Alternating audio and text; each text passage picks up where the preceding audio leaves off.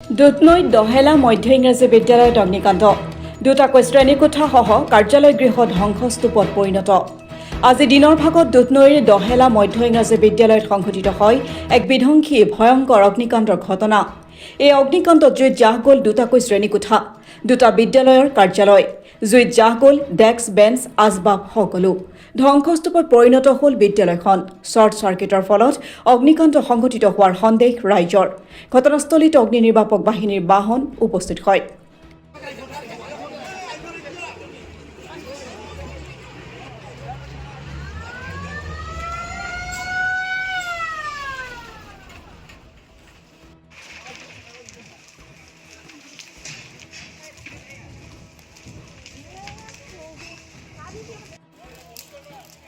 দিছো আহি আছে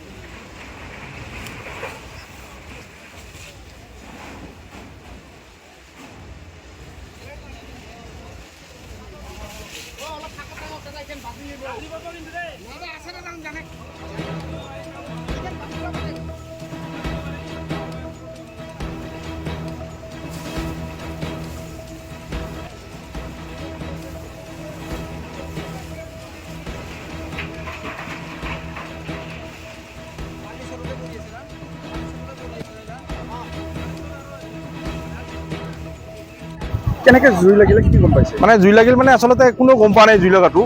যিহেতু মানুহখিনি গোটেই স্কুলটো ছুটি হৈছে ইতিমধ্যে ছুটি হোৱাৰ পিছত কি মানুহখিনি ওচৰৰ মানুহখিনি দেখা পাব আছে কিবা অলপ জুই আছে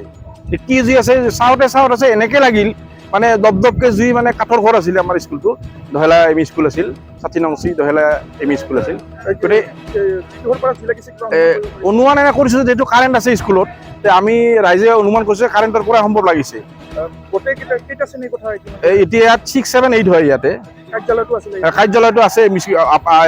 আপাৰ প্ৰাইমাৰী কাৰ্যালয়টো ইয়াতে আছে কাগজ পাতি আছে কিছু সংখ্যক গৈছে আৰু কিছু আমি ইতিমধ্যে ৰাইজে উদ্ধাৰ কৰা হৈছে টেক্সখিনি তাতে যিখিনি আছে গোটেইখিনি শেষ হৈ গৈছে আহত একো হোৱা নাই মানুহখিনি উদ্ধাৰৰ কাৰণে চেষ্টা কৰি আছে গোটেইখিনি বস্তু ফায়াৰ ব্ৰিগেড ইতিমধ্যে কল কৰা হৈছে কিন্তু তেওঁলোকে আহি আছে আহি পোৱা নাই এতিয়াও আহি পাব নিশ্চয়